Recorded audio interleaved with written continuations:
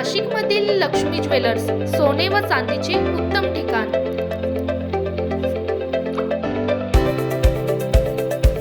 ताज्या बातम्या बघण्यासाठी स्टार लोकशक्ती न्यूज चॅनलला सबस्क्राइब करा आणि बेल आयकॉनला प्रेस करा।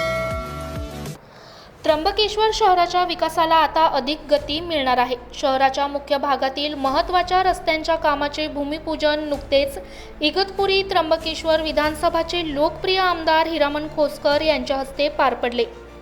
त्र्यंबक नगर परिषदेच्या माध्यमातून नागरी सुविधा व सेवा पुरवणे या लेखा शीर्षांतर्गत राज्य महामार्ग 30 ते पोलीस स्टेशन या रस्ता कामाचा शुभारंभ करण्यात आला।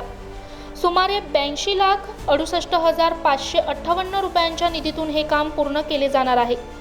या विशेष प्रसंगी आमदार हिरामण खोसकर यांच्या सोबतच नगराध्यक्ष त्रिवेणी तुरुंगार सोनवणे, उपनगराध्यक्ष मंजू वारुंसे यांची प्रमुख उपस्थिती होती।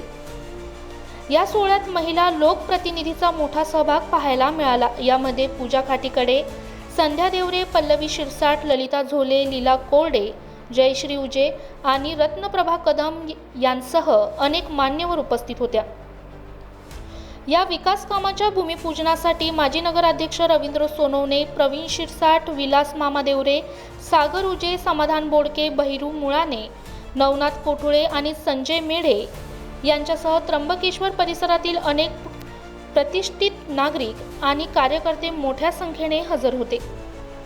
या रस्त्यामुळे पोलीस स्टेशन परिसरातील वाहतुकीची समस्या सुटणार असून नागरिकांना दिलासा मिळणार आहे। ठेकेदार रोशन